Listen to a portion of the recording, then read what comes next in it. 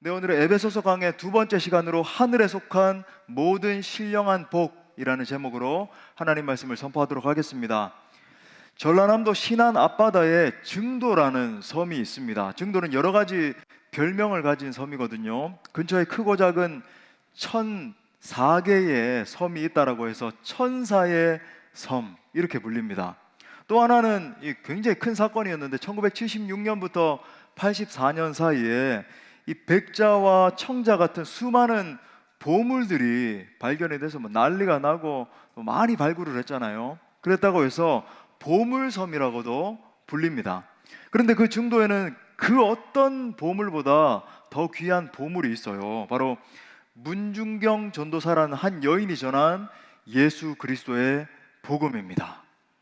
문중경 전도사님은 결혼하자마자 원래 애인이 있었던 이 남편을 만나게 됐는데, 이 남편이 구박하고 핍박하고 하면서 그 애인과 붙어서 살면서 이 전도사님을 쫓아냈습니다. 벼랑 끝에서 완전히 좌절 가운데 놓여 있었는데, 이분이 이제 복음을 듣고 예수님을 믿게 됐어요. 40살의 나이에 신학교에 가서 전도사님이 됩니다. 증도로 돌아온 문중경 전도사는 122개의 섬 곳곳을 다니면서 복음을 전했습니다. 1년에 고무신 9켤레가 닳도록 전도하러 다녔고, 또 갯벌에 빠지면서까지 섬 마을마다 찬송을 부르면서 복음을 전했어요. 또 부잣집들과 육지마을 교회에 연락을 해서 약품과 물품을 모아서 섬에 있는 가난한 사람, 아픈 사람들을 구제하면서 사랑을 나눴습니다. 그러다가 1950년 그 비극적 사건 6.25 전쟁이 터지게 되고 북한군에게 이제 체포가 되게 됐는데, 제발 나만 죽이고 다른 성도들은 살려달라라고 애원을 하면서 막 빌었습니다. 그 순간 북한군은 새끼 많이 낳은 씨암탉은 죽어야 한다 이렇게 소리를 지르면서 문중경 전도사님을 막 몽둥이로 때리고 결국 죽창으로 찔렀습니다. 또 마지막으로 북한군이 전도사님을 총으로 쏴서 죽였죠. 그렇게 전도사님은 순교를 당했지만 하나님은 그녀의 사역을 통해서 수많은 열매가 맺히게 하셨습니다. 섬들마다 100여 개의 교회가 세워졌어요. 또 그녀의 사역을 통해서 많은 탁월한 제자들이 세워졌습니다. 성결교단 총회장을 지낸 이만신 목사님, 또 굉장히 유명한 분이죠. 치유사역자인 정태기 교수님, 또 CCC의 창립자인 김중곤 목사님 등을 비롯해서 100여 명의 목회자들이 배출이 됐습니다. 말 그대로 증도는 천사의 섬에서 천국의 섬으로 변화된 것입니다.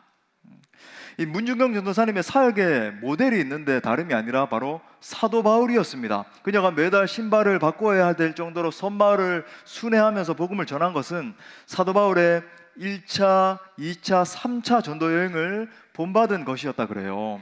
그런 사도 바울이 AD 53년경에 약 3년간 머물면서 3차 전도 여행 당시에 3년이나 머물면서 이 에베소에서 열심히 복음을 전하잖아요. 자, 에베소에서 힘을 다해서 복음을 전하고 있는 이 사도 바울의 모습을 한번 보십시오. 우리 사도행전 19장 8절부터 10절에 보니까 여러분 다 기억하실 겁니다.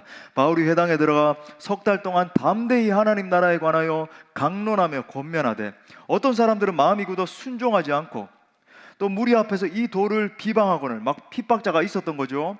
바울이 그들을 떠나 제자들을 따로 세우고 두란노 서원에서 날마다 강론하니라. 2해 동안 이같이 하니 아시아에 사는 자는 유대인이나 헬라인이나 다 주의 말씀을 듣더라. 아멘. 열심을 다해서 3년간 머물면서 또 두란노 서원에서는 2년 동안이나 복음을 전했잖아요. 증도에서 문중경 전도사님의 사역을 통해서 많은 역사가 일어났던 것처럼 2000년 전 에베소에서도 사도 바울의 이 사역을 통해서 많은 사람들이 우상을 버리고 그리스도 앞에 무릎을 꿇었습니다. 바로 최고로 신령한 하늘의 복인 예수 그리스도의 복음이 당시 죄악으로 죽어있던 에베소 사람들에게 임하게 된 것이죠. 자, 그 핵심이, 그 하늘의 신령한 복의 핵심, 오늘 모든 이 구절을 포괄하고 있는 핵심이 3절에 나옵니다. 우리 3절 말씀 다 같이 읽어볼까요? 시작. 찬송하리로다 하나님 곧 우리 주 예수 그리스도의 아버지께서 그리스도 안에서 하늘에 속한 모든 신령한 복을 우리에게 주시되. 아멘. 자, 오늘 우리는 사도 바울이 설명하고 있는 이 하늘에 속한 모든 신령한 복에 대해서 우리 상고하면서 은혜를 나누겠습니다. 그 다음에 딱 이어져서 나오는 곧 이러면서 이 하늘에 속한 모든 신령한 복을 사도 바울이 풀어서 설명을 하거든요. 제가 그걸 이제 여러분에게 설교하려고 하는 거예요. 기도하는 것은 여기에 있는 모든 분들이 하늘에 속한 모든 신령한 복을 받아 누림으로 말미암아, 그 복으로 말미암아 여러분 일평생 동안 정말로 하나님의 능하신 손에 붙들림 받아서 쓰임받는 인생들 다 될 수 있기를 간절히 축복합니다. 자, 사도 바울은 이 하늘에 속한 모든 신령한 복을 삼위일체론적으로, 그러니까 세 단계겠죠. 세 단계에 걸쳐서 설명을 해요. 그게 오늘의 이제 논지입니다. 자, 첫 번째로 성부 하나님께서 창세 전에 우리를 선택하셨습니다. 우리 한번 따라합시다. 성부 하나님께서 창세 전에 우리를 선택하셨다. 자, 그 진리에 대해서 4절과 5절에 보니까 곧, 그죠? 하늘에 속한 모든 신령한 복을 설명하면서 곧 창세 전에 그리스도 안에서 우리를 택하사 우리로 사랑 안에서 그 앞에 거룩하고 흠이 없게 하시려고 그 기쁘신 뜻대로 우리를 예정하사 예수 그리스도로 말미암아 자기의 아들들이 되게 하셨다. 자, 사도 바울이 지금 하늘에 속한 신령한 복에 대해서 이야기를 하면서 하나님의 선택의 축복에 대해서 지금 설명을 하네요. 자, 선택이다. 영어로 election이죠. 이것은 성경의 진리 중에 핵심 가운데 하나입니다. 하나님이 조건 없이 우리를 택하시고 부르셔서 하나님의 자녀가 되게 하셨다라는 진리 아니겠습니까? 여러분, 성경 곳곳을 읽어보면 아주 많이 이 진리가 선포되고 있다는 것을 우리가 발견하게 돼요. 자, 요한복음 15장 16절 상반에 보니까 우리 예수님 이렇게 말씀하세요. 너희가 나를 택한 것이 아니요 누가 택했대요? 내가 너희를 택하여 세웠나니. 아멘. 자, 디모데후서 1장 9절에서도 이렇게 말합니다. 하나님이 우리를 구원하사 거룩하신 소명으로 부르심은 우리의 행위대로 하심이 아니고 오직 자기의 뜻과 영원 전부터 그리스도 예수 안에서 우리에게 주신 은혜대로 하심이라. 그러니까 하나님의 이 선택과 부르심의 은혜는 하나님의 뜻이고 그 다음에 예수 안에서 우리에게 주신 은혜라고 하는 것입니다. 그러니까 이 선택은 전적인 하나님의 은혜와 또 예수 그리스도의 그 은혜 때문에 우리에게 주어진 것이지, 나의 잘남, 내가 선택했기 때문에, 내가 어떻게 인생길 가운데서 우연히 어떤 사람을 만났기 때문에 다행이다, 이런 정도가 아니라고 하는 거예요. 하나님의 은혜인 것입니다. 사랑하는 여러분, 하나님이 여러분을 선택하셨습니다. 여러분 한 분 한 분을 소중하게 그죠? 불러주신 거예요. 우리가 공동체적인 구원의 의미도 생각을 해야 되지만, 우리를 부르셨지만 그 전에 우리 한 분 한 분을 존귀하게 부르신 것입니다. 성경 말씀에 따르면 내가 예수 믿어 구원받게 된 것은 전적으로 하나님이 나를 사랑해 주셨기 때문이에요. 내가 지금 이렇게 열심을 가지게 된 것도, 내가 예수 그리스도를 사랑하게 된 것도, 내가 이렇게 교회를 즐거워하게 되고 교회에 살고 싶고 교회에서 막 일하고 싶고, 그죠? 그렇게 된 것도, 또 우리가 오늘 찬양대 찬양한 것처럼 예수님을 알게 되고, 근데 이 세상에 그 어떤 것보다 예수님을 더 많이 아는 것이 내 진짜 소원이에요. 다른 것보다 예수님을 더 알기를 원합니다. 이런 마음을 가지게 된 것도 다 하나님이 주신 것입니다. 더 놀라운 사실이 무엇인가? 하나님이 나를 선택하셨는데 창세전에 선택하셨다라고 이야기를 해요. 여러분, 이것은 무엇을 말하는가? 약 2000년 전에 이 말씀이 쓰여질 당시에 어떤 사람들에 의해서 고안된 진리가 아니라고 하는 것입니다. 이 지구가 생기기 전부터, 천지 만물이 창조되기 전부터 세워진 하나님의 계획이라고 지금 성경이 증거해주고 있는 것입니다. 여러분, 이 사실이 믿어지십니까? 온 천지 만물이 창조되기 전에 하나님이 나를 아시고 나를 선택하셨다. 여러분, 이 사실이 믿어지세요? 생각해보면 내 아버지와 내 어머니가 만나서 나라고 하는 존재가 형성된 것도 여러분 엄청난 신비 아니에요? 그 많은 난자의 주기가 있고 또 그 수많은 정자들 속에서 왜 하필이면 내가 태어나게 됐을까요? 현재도 그죠? 전 세계 가운데 80억 명이 넘는, 82억 명이 넘는 사람들이 지금 살고 있는데, 그죠? 어떻게 내가 예수 믿어 구원받아 하나님의 자녀가 됐나 생각해보면 여러분, 기적 중에 기적 아닙니까? 우리가 저 무슬림 땅에 이슬람권에서 태어났으면 알라한테 절하고 있을 거 아니에요. 근데 예수 믿어 구원받아 이 자리에 앉아서 지금 하나님을 찬양하고 있어요.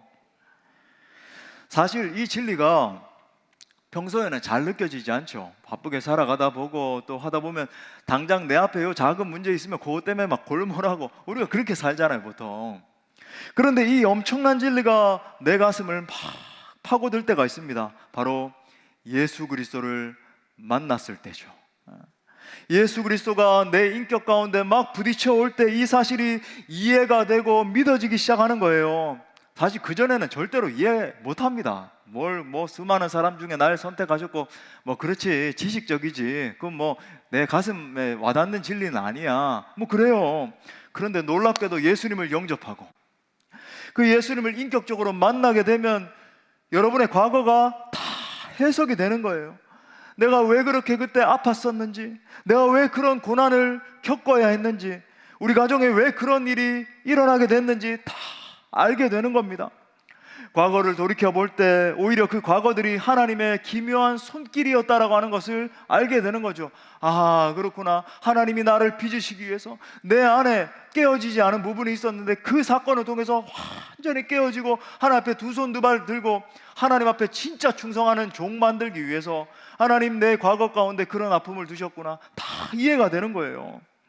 그렇게 예수 그리스도의 십자가의 복음이 내 가슴 가운데 막 밀려올 때 여러분, 우리는 무슨 고백을 하게 됩니까? 내가 하나님을 몰랐을 때도 하나님은 나를 사랑하고 계셨구나. 내가 하나님을 심지어 부인하고 누군가 내게 예배 드려야 된다고, 우리는 하나님을 예배하기 위해 창조된 사람이라고 막 이야기를 할 때도 그 하나님 너나 찾으라고, 무슨 하나님을 예배하냐고 핍박하고 조롱하고 있던 그 순간조차도 하나님은 나를 세상에 태어난 순간부터 돌보고 계셨구나. 이 모든 것이 기가 막힌 하나님의 섭리와 인도였구나. 이 사실 자체가 한 5초 만에 막 부딪혀 오면서 감격의 눈물 콧물이 터지게 되는 것입니다. 그런데 하나님께서 왜 창세전에 우리를 선택하셨나요? 그 이유에 대해서도 설명하는데 4절 하반에 보니까 우리로 사랑 안에서 그 앞에서 거룩하고 흠이 없게 하시려고 우리 창세전에 선택했다는 거예요. 아하, 그렇구나. 창세전에 우리를 선택하신 분명한 목적이 있는데 그것은 바로 거룩입니다. 우리 한번 따라 할까요? 우리의 거룩이다. 예. 우리 자신의 모습을 살펴보면 참 이렇게 흠 없는 사람이 없잖아요. 인생을 살아가다 보면 온갖 죄악의 흠, 상처의 흠, 또 수치스러움의 흠을 많이 내 안에서 발견을 하게 됩니다. 이같이 내 안에 있는 온갖 흠들을 들여다보게 되면은 정말 다른 사람들에게 이게 말로 하기에도 부끄러운 부분들이 정말 많이 있잖아요. 만약 그 흠들이, 그 수치들이 사람들 가운데 공개가 된다라고 한다면 그저 내 자신의 모습을 들여다볼 때 얼마나 부끄럽고 내가 정말 쥐구멍이 10개라도 숨을 수밖에 없다, 숨을 수 없다, 이런 사실을 막 맞닥뜨리게 되잖아요. 그죠? 하지만 여러분, 하나님은 그리스도 예수 안에 있는 사람을 완전히 거룩하고 흠이 없는 새 것으로 만들어 주십니다. 내 죄가 마치 주홍과 같이 붉을지라도, 내 과거가 말할 수 없을 만큼 수치스럽다 할지라도 그리스도 예수 안에 있으면 거룩하고 흠없는 신부로 만들어 주시는 거예요. 물론 그렇게 하기 위해서 하나님은 때때로 우리의 인생 가운데 연단의 시간을 허락하실 때가 있습니다. 그럴 때는 굉장히 힘이 들죠. 아파요. 하지만 그 고난을 허락하심을 통해서 분명 목적이 있는데 우리를 정련시키시는 거예요. 왜 정련시키실까요? 하나님 거룩하신 분이잖아요. 그 거룩하신 분과 우리가 만나려면 우리가 어떻게 돼야 될까요? 연단받아 정령케 돼야 되거든요. 깨끗한 그릇이 돼야 그 하나님과 깊은 사귐을 가질 수 있는 것입니다. 여러분, 이 하나님이 나를 선택하셨다라고 하는 이 선택의 진리가 얼마나 놀라운지 몰라요. 생각해 보십시오. 만약 내 인생의 주관자가 나 자신이라고 한다면 얼마나 두렵고 외로운 인생이겠습니까? 저는 세상 사람들 보면 예수님 모르고 그냥 저렇게 버젓이 살아가는 사람들이 기적에 가깝다라고 생각을 해요. 아, 세상 사람들 저 비나이다 비나이다 막 찾아가가지고 그죠? 막 부적 하나 써달라 그러고 그거 하나 의존해서 살아가고, 이해가 돼요. 어떤 의미에서. 왜? 예수님 없는 인생이 얼마나 두렵고 외롭고 그죠? 슬프고 좌절스럽고 그러겠어요. 의지할 곳이 없는데.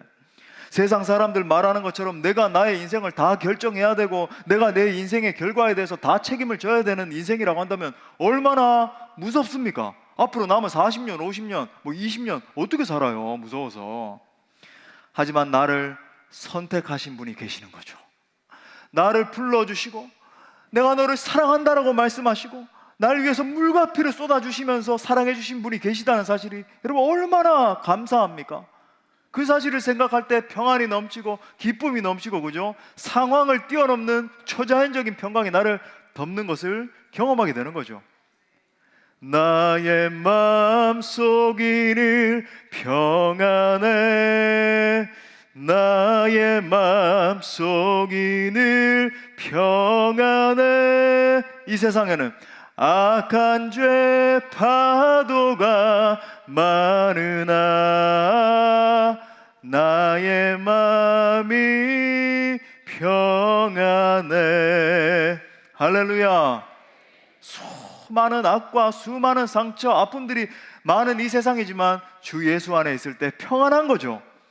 내 인생 전체의 알파와 오메가가 되어주시고 내 생애를 인도해 주시는 하나님이 계신다라고 믿고 산다면 우리는 날마다 안심하고 평안할 수 있는 겁니다. 그러므로 사랑하는 형제 자매 여러분, 여러분의 모든 인생과 영혼까지 책임져 주시는 그 하나님을 믿고 의지할 수 있기를 바랍니다. 여러분, 하나님이 여러분을 선택하신 거예요. 여기까지 인도해 주신 거예요. 여러분, 앞으로도 인도해 주실 것입니다. 자, 두 번째 진리는 성자 예수님께서, 자, 삼위일체론적이라 그랬으니까 당연히 예수님 나와야 되겠죠. 성자 예수님께서 십자가로 우리를 구속하셨습니다. 또 따라 선포합시다. 성자 예수님께서 십자가로 나를 구속하셨다. 자, 하늘의 신령한 복, 두 번째는 구속, 곧 죄사함을 받는 것이다 이렇게 말해요. 자, 다윗이 시편 32편 1절에 보니까 허물의 사함을 받고 자신의 죄가 가려진 자는 복이 있다 이렇게 말을 해요. 사람들을 관찰해 보면 얼마나 죄가 많고 허물이 많은지 모릅니다. 여러분, 이 세상 사람들 안에 있는 온갖 싸움과 다툼과 거짓과 더러움들을 보면 알 수 있잖아요. 지금 우리가 말씀을 강론하고 있는 이 시간에도 저 지구 저편에서는 서로 싸우고 죽이고, 저 얼마 안 가서 저 북한에서는 그죠? 저 정치범 수용소에서 수많은 사람들이 고통받고 굶주려 죽어가고 있고, 인간의 악을 생각하면 지금도 막 뉴스들에 보면 끔찍한 범죄들이 막 일어나질 않나? 그런데 그 허물이 가리움을 받고 그 죄가 용서함을 받는다면 우리 자신을 봐도 얼마나 많은 허물과 죄가 있나요? 우리가 아직 저 천국에 다다른 건 아니니까 영화의 단계에 이런 건 아니잖아요, 그죠? 얼마나 많은 죄악이 우리 가운데 있는데 그 죄가 가리움을 받는다라고 한다면 그보다 더 큰 축복이 없는 것입니다. 우리가 예수님을 믿고 신앙생활을 하면서 이 인죄론에 대해서, 죄론, 인죄론에 대해서 깊이 생각해 볼 필요가 있거든요. 그러면 하나님의 더 큰 은혜를 깨달아 알게 됩니다. 인간이 얼마나 타락한 존재이고 인간이 얼마나 더러운 존재인가 라는 것이 바로 인죄론이거든요. 저는 인간의 죄악에 대해서 유학 시절에 깊이 많이 생각을 했습니다. 제가 유학 시절 한중간에 이 세월호 사건이 터졌거든요. 저도 그 장면을 지켜보면서 정말 인간의 죄악이란, 악이란 얼마나 심각한 것인가, 그죠? 뭐 수많은 아이들이 희생되든 뭐 어떻게 되든 상관없이 그 이단들이 거기 껴있고, 그죠? 뭐 자기의 부와 자기의 명예를 위해서라면 뭐 어떤 것도 불사하는, 그러면서 많은 생각을 하고 많은 고민을 하고 저도 아파하고 그렇게 했었습니다. 여러분, 에베소서 2장 1절 이하에 보면 우리가 이제 계속 살펴보겠지만 사람은 원래 허물과 죄로 죽을 수밖에 없는 존재이고 본질상 진노의 자녀이다 이렇게 이야기를 해요. 세상 풍습을 쫓아다니던 존재였고, 우리가 그렇다는 겁니다. 어떤 사람, 타락한 사람, 그 사람이 아니라 내가 세상 풍습을 아주 적극적으로 쫓아다니던 존재였고, 또 공중권세 잡은 자, 원수 마귀 사탄이죠. 사탄을 적극적으로 따르던 자였다라고 증거를 합니다. 또 로마서 6장 23절에 보면 이러한 죄에 대한 대가는 반드시 사망이라고 이야기해요. 죽어야 되는 거예요. 여러분, 우리 하나님은 사랑의 하나님이시지만 100% 공의의 하나님이시잖아요. God of righteousness, 그죠? 공의의 하나님이신데 공의의 하나님은 죄인을 반드시 심판하고 죽여야 됩니다. 그게 공의의 하나님의 그 인격이거든요, 그죠? 그러니까 우리가 구약의 레위기 같은 말씀을 묵상을 하면은 굉장히 끔찍한 규례들이 나오잖아요. 제사법들이 나오면서 짐승을 갖다가 잡아 죽이는데, 와, 이거는 너무나 참 이렇게 흉측하다, 잔인하다, 어떻게 이렇게까지 제사를 드릴 수 있는가? 여러분, 구약의 레위기에 나오는 제사는 낭만이 아니었거든요. 온몸에 막 피가 떡이 되도록 막 튀기면서 짐승을 잡아 죽여야 됐단 말이죠. 그러니까 레위기에 나오는 이 제사법들을 연구를 하다 보면 이게 끔찍하고 복잡하고 참 이렇게 이해하기 어려운 제사가 아니라 하나님의 공의에 대해서 알게 되고, 그 다음에 하나님의 그 사랑이 얼마나 깊은 것인가 깊이 깨달아 알게 되거든요. 그러니까 양이나 소 같은 것을 막 사정없이 잡아 죽이는 것, 그것이 바로 하나님의 공의가 그대로 퍼부어질 때 현장에서 일어나는 일입니다. 그런데 지금 사도가 성도에게 어떤 축복이 임했다라고 지금 선언을 하는지, 자, 복음 중에 복음이에요. 7절 말씀 우리 다 같이 선포하면서 읽겠습니다. 시작. 우리는 그리스도 안에서 그의 은혜의 풍성함을 따라 그의 피로 말미암아 속량 곧 죄사함을 받았느니라. 아멘. 그의 피, 예수 그리스도의 피로 말미암아. 구약에 나오는 그 레위기의 제사를 생각해 보십시오. 양의 피, 소의 피, 동물의 피, 완전히 각이 떼어지면서 그저 흘렸던 그 피. 근데 그 피를 누가 흘렸는가? 어린 양 예수 그리스도께서 단번에 저 십자가에서 그저 물과 피를 완전히 흘려주심으로 말미암아 속량 곧 죄사함을 받았다라고 이야기하는 것입니다. 엄청난 복음이에요. 예? 물론 이제 여기서 속량이라고 말을 하니까 좀 어려워요. 아, 이게 무슨 단어인가? 이거 영어로 말하자면 redemption, 구속이라는 말입니다. 우리 한번 따라할까요? 구속. 거기다가 옆에다 좀 적어 놓으세요. 이 구속이라는 단어는 영어로 이제 salvation, 구원이라는 단어보다 좀 더 풍성한 의미가 있어요. 아, 속량함의 의미가 있구나. 구속. 그죠? 이 단어를 갖다가 분석적으로 말을 하면 값을 치르고 다시 산다라는 의미가 있어요. 다시 사서 자유를 준다, 이런 의미입니다. 자, 구약시대 아까도 설명드렸지만 예표적으로 짐승의 피를 완전히 철철 흘려서 인간의 죄를 대신하게 했어요. 전가의 원리에 의해서 안수기도도 하고, 그죠? 왜 그렇습니까? 히브리 기자가 말한 것처럼 피 흘림이 없이는 죄사함이 없기 때문입니다. 왜? 하나님의 공의 때문에, 그죠? 그런데 그런 일이 예수 그리스도 안에서 우리 안에 일어났다는 거예요. 죄 없으신 예수님이 십자가에서 우리의 죄를 대신 담당하셨습니다. 그죠? 피 흘려 죽으심으로 완전히 사정없이 채찍에 두들겨 맞으시고 저 십자가에 달려서 모든 물과 피를 다 쏟아서 죽으심으로 말미암아 내 죄값을, 우리의 죄값을 지불해 주신 거예요. 그렇게 우리를 용서해 주신 것만 해도 감사한데 우리를 하나님의 자녀로 삼아 주신 것입니다. 실제로 옛날 로마에는 그런 주인들이 있었습니다. 영화 배너 보신 적 있습니까? 못 보신 분들은 꼭 한번 보십시오. 그죠? 배너. 주인공 배너는 전쟁 시에 배 밑에서 쇠사슬에 매여서 계속 끊임없이 노를 젓던 그런 노예였어요. 당시에 배 밑에서 이제 노를 젓던 노예는 가장 미천한 그런 노예였습니다. 여러분 아시죠?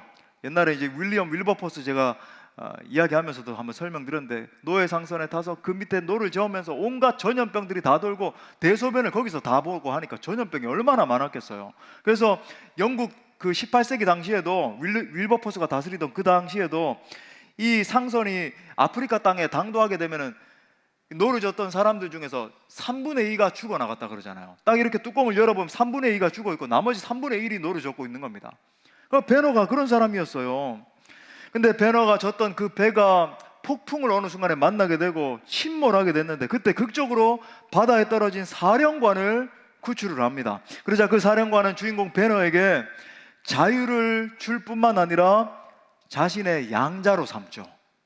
그 사령관은 양자 베너를 자기의 진짜 아들로 삼고 그를 아들로서 많이 데리고 다니면서 경험을 시켜줍니다. 그에게 계속해서 사랑을 베풀어 주고 그의 재정, 그의 모든 것들을 다 동원해서 베너의 꿈을 이룰 수 있도록 계속 지속적으로 돕죠. 이렇게 엄청난 드라마와 같은 역사가 바로 우리에게 일어난 거예요. 죄로 인해 완전히 죽었고 완전한 사탄의 노예였던 우리가 용서받고 속량받은 것입니다. 용서받은 것도 감사한데 우리에게 엄청난 은혜를 더해주세요. 8절과 9절에 보니까 이는 그가 모든 지혜와 총명을 우리에게 넘치게 하사 그 뜻의 비밀을 우리에게 알리신 것이요 그의 기뻐하심을 따라 그리스도 안에서 때가 찬 경륜을 위하여 예정하신 것이다. 여러분, 하나님은 자녀인 우리에게 하나님 당신의 깊은 비밀, 모든 비밀과 같은 경륜을 다 나누어 주십니다. 우리 예수님 이렇게 말씀하셨어요. 요한복음 15장 15절을 보니까 우리 같이 읽어볼까요? 시작. 이제부터는 너희를 종이라 하지 아니하리니 알지 못함이라 너희를 친구라 하였노니 내가 내 아버지께 들은 것을 다 너희에게 알게 하였음이라. 아멘.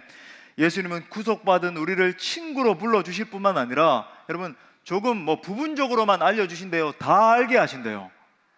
하나님의 그 모든 구속의 경륜을 다 알게 해주시는 것입니다. 여러분, 쉽게 말해서 죄사함을 받은 그리스도인들에게는 지성적인 회복이 일어납니다. 무슨 말인가? 여러분, 이 세상에서 저 지성인이라고 하는 사람들이 하는 짓들을 한번 보세요. 이거 짓이 딱 맞는 말입니다. IQ가 그 높은 IQ를 막 사용해가지고 사람들을 이 말로 현혹시키고 저 말로 현혹시키면서 계속 사람들을 혼란함에 빠뜨리잖아요.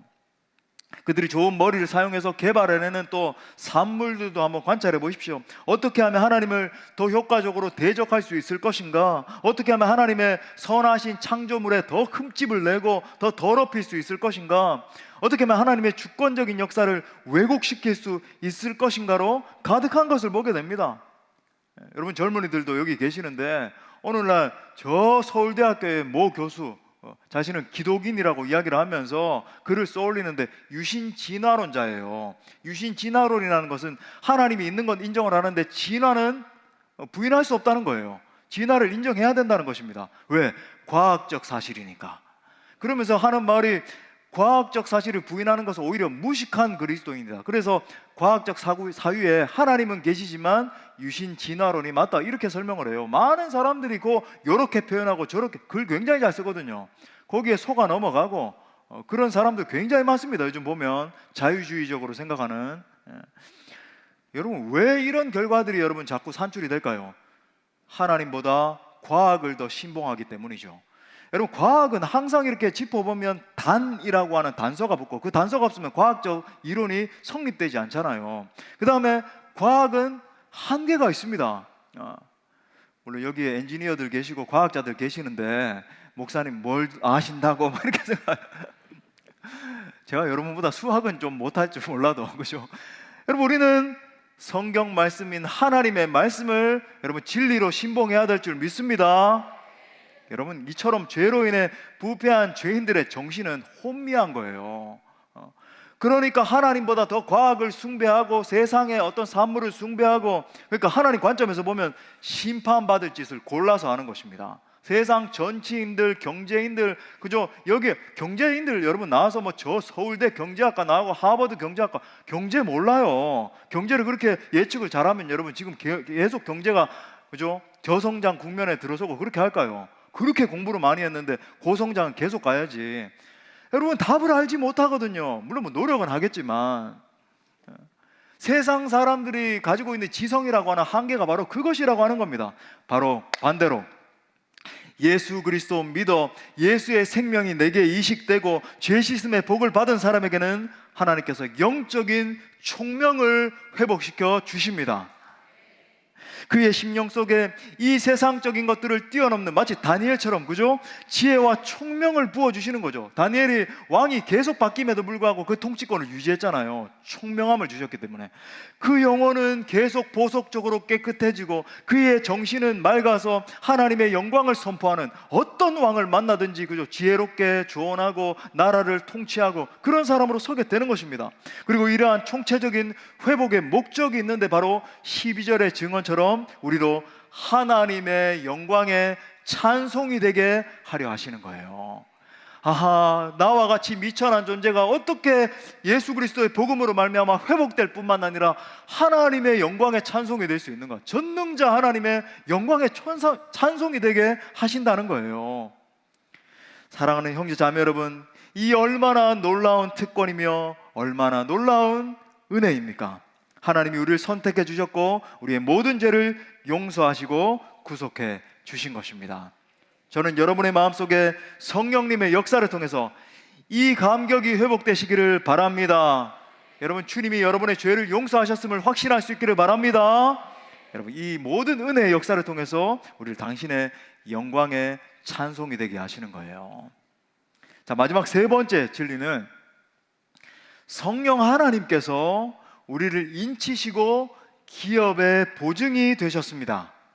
또 따라합시다. 성령 하나님께서 우리를 인치시고 기업의 보증이 되셨다.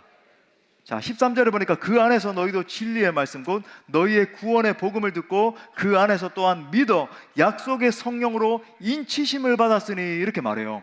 여기서 이제 인치심을 받았다 그러는데, 인치심은 영어로 말하면 sealing, 도장을 콱 찍는다, 이런 의미예요. 그죠? 예. 더 쉽게 말해서 인치심의 본질은 소유권 확인입니다. 또 따라해 봅시다. 소유권 확인. 더 쉽게 설명하면 너는 내 것이다, 인치시는 거예요. 너는 세상 그 어떤 유력자의 소유도 아니고 세상의 어떤 가치의 소유도 아니라 너는 내 소유야, 내 것이야 말씀해 주시는 거죠. 우리가 복음을 받아들이고 예수님을 나의 구주로 영접하는 순간 성령 하나님은 우리를 당신의 소유로 인치십니다. 그러므로 말미암아 여러분, 변치 않는 사실이 있어요. 우리는 이제 영원토록 하나님의 소유인 것입니다. 특별히 여러분, 이 인친다라고 하는 이 진리를 갖다가 세 가지로 표현을 할 수 있을 것 같아요. 간단하게만 설명드리겠습니다. 첫 번째, 권위를 상징합니다. 권위. 예. 여러분, 임금님의 도장은 권위가 있죠.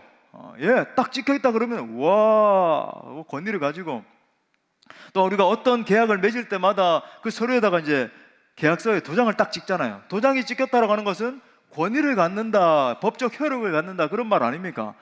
그러므로 성령께서 인치셨다, sealing 했다라고 하는 것은 하늘의 권위가 그에게 임했다는 것을 말해주는 거예요. 하나님의 권위를 그에게 부여해 주셨다라고 하는 것입니다. 여러분, 하나님이 우리 믿는 자들에게 주신 이 영적인 권위에 대해서 두 구절만 들어보십시오. 누가복음 10장 19절에 보니까 내가 너에게 뱀과 전갈을 밟으며 원수의 모든 능력을 제어할 권능을 주었으니 너희를 해칠 자가 결코 없으리라. 또 요한일서 4장 4절에도 보니까 자녀들아 너희는 하나님께 속하였고 또 그들을 이기었나니 이는 너희 안에 계신 이가 세상에 있는 자보다 크심이라.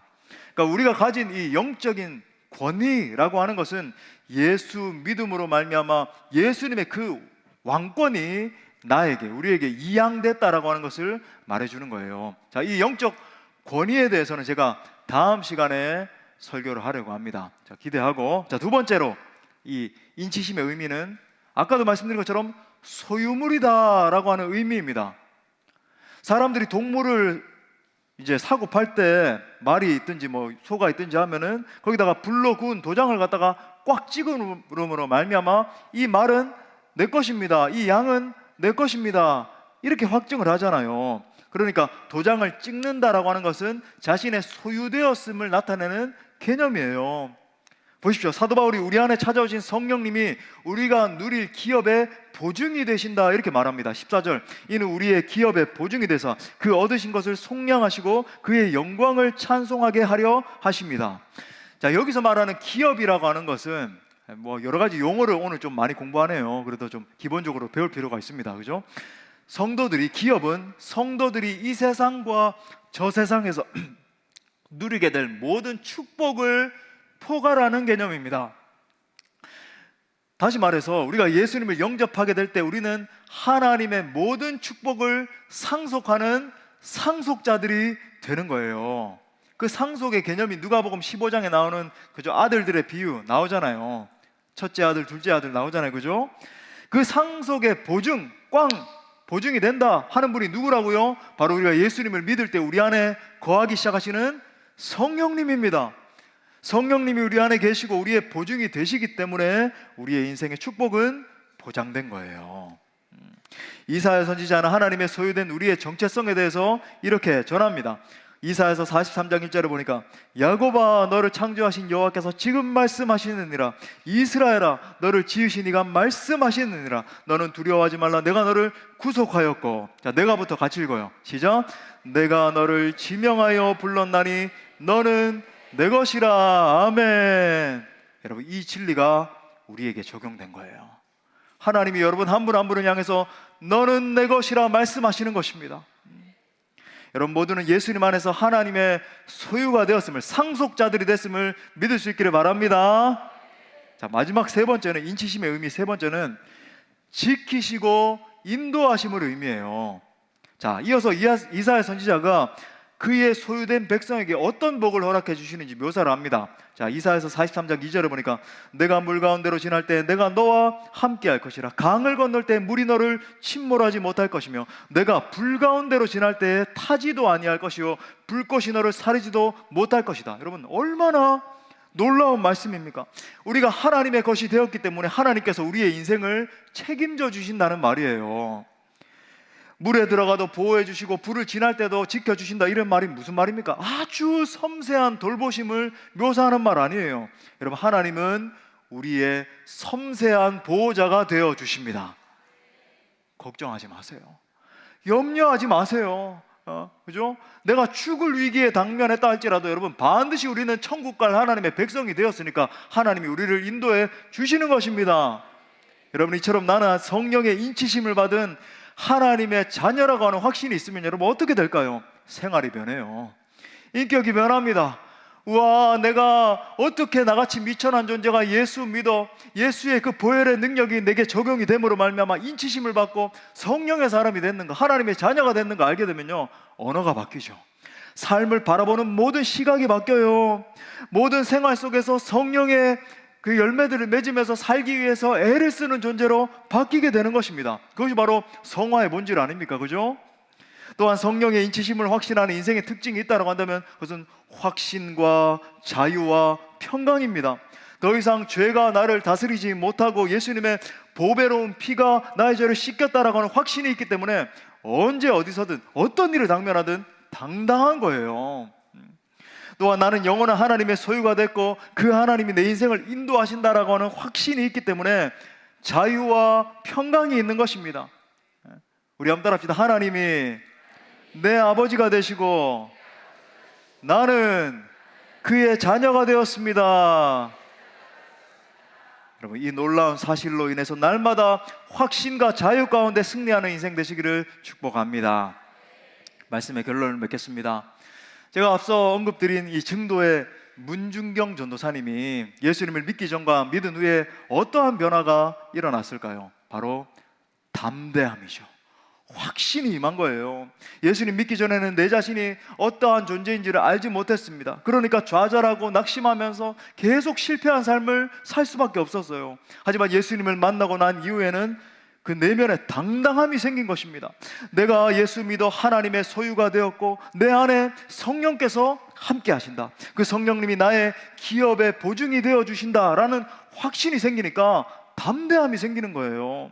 그래서 전도를 하다가 누가 생과부라고 막 비아냥거리고 비웃어도 괜찮게 된 겁니다. 어떤 사람은 실제로 막 똥물을 끼얹기도 하고 어떤 사람은 머리채를 잡으면서 욕을 했는데도 그분은 당당했어요. 왜냐하면 문 전도사님 안에는 나는 하나님의 소유된 자이다, 나는 하나님의 딸이다, 하나님의 기업의 보배로운 상속자가 됐다는 확신이 있었기 때문입니다. 그분 안에 예수님이 함께하고 계시니까 그녀는 자신이 밟는 모든 땅을 정말 천국의 섬으로 변화시킨 거죠. 그리고 순교의 자리에 이르기까지 복음을 위해서 자신을 던질 수 있었던 것입니다. 제가 우리 문중경 전도사님의 영상을 한번 준비했는데 한번 보시겠습니다.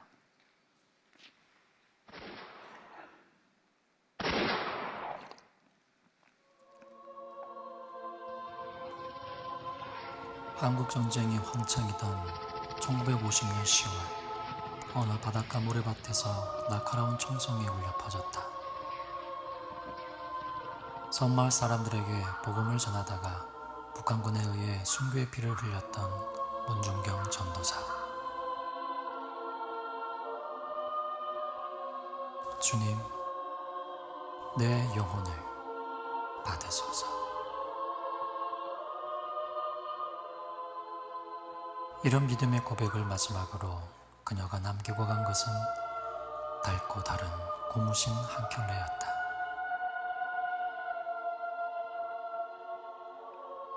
고무신 행전을 쓴 섬마을 선교의 어머니 문중경 전도사.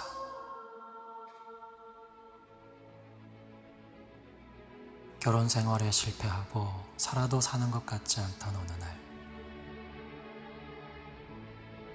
문중경은 부흥사인 이성복 목사를 만나 예수님을 영접하게 된다.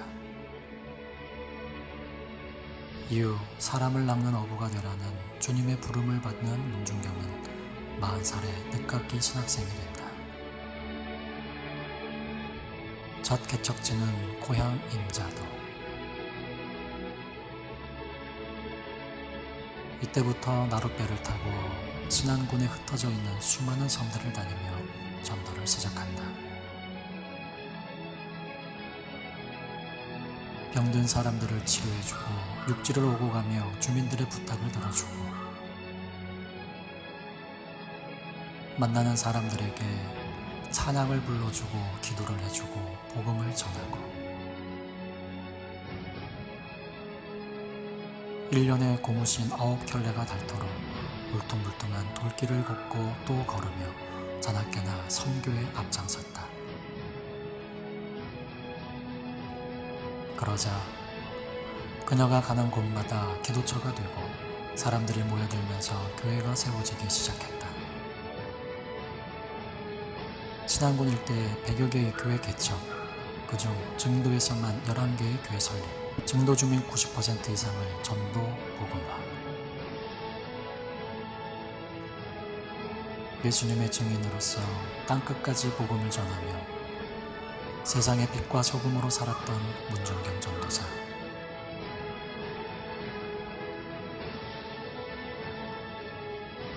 오직 잃어버린 영혼을 구원하기 위해 그녀는 하늘에 썩어지는 미랄이 되었다.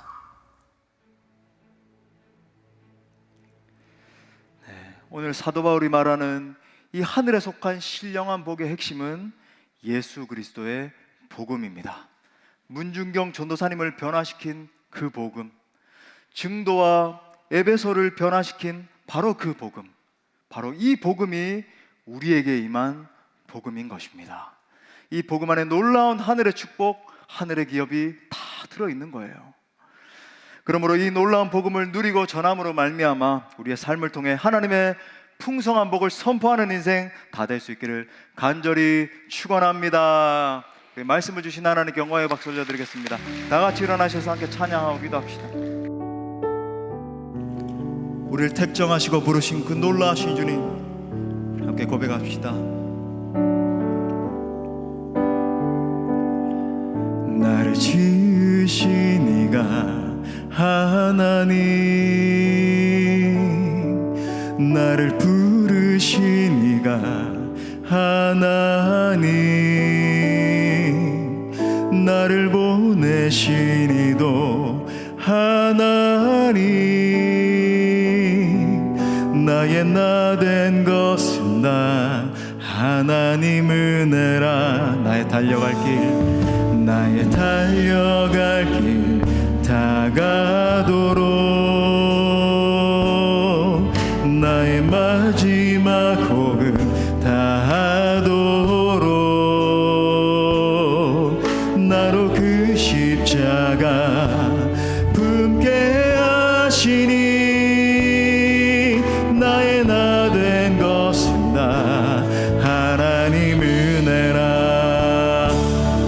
우리에게 임한 그 한량없는 은혜, 한량없는 은혜,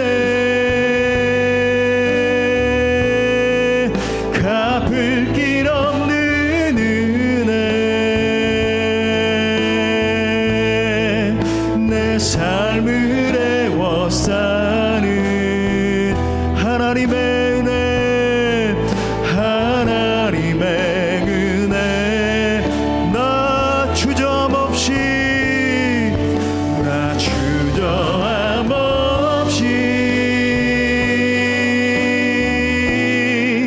그 땅을 밟음도 나를 붙드시는 하나님의 은혜입니다. 하나님의 은혜, 우리를 선택하시고 부르시고 구속하신 그 놀라우신 주님, 나를 지으신 이가 아들아 딸아 내가 너를 사랑한단다, 나를 부르신 이가 하나, 우리에게 사명 주셔서 보내신 이도, 나를 보내신 이도 하나님, 나의 나 된 것은 나 하나님 은혜라. 나의 달려갈 길, 나의 달려갈 길 다가도록 마지막 호흡, 나의 마지막 호흡 다 하나님, 내가 십자가를 붙들기 원합니다. 나로 그 십자가 품게 하시니, 나의 나 된 것은 나 하나님은, 우리 다 함께 선포하며 고백합시다. 한량없는 은혜, 한량없는 은혜, 갚을 길 없는 은혜, 내 삶을 애워싸는, 내 삶을 애워싸. 오 주님, 하나님의 은혜입니다. 하나님의 은혜,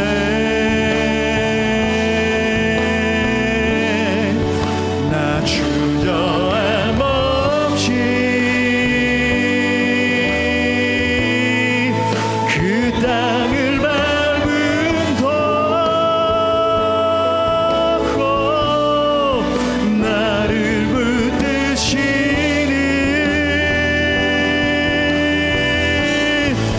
하나님의 은혜, 한량없는 은혜, 한량없는 은혜, 갚을 길 없는 은혜, 내 삶을 애워싸는, 내 삶을 애워싸. 전부가 하나님의 은혜입니다. 주님, 하나님의 은혜,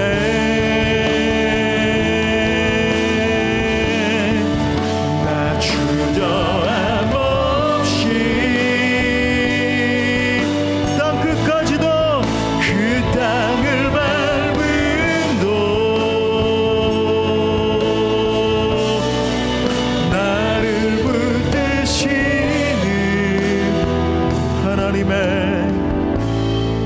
하나님의 은혜. 이 시간 우리 말씀 붙들고 함께 기도할 때, 하나님은 그리스도 안에 있는 우리에게 하늘에 속한 모든 신령한 복을 주시는 분이십니다.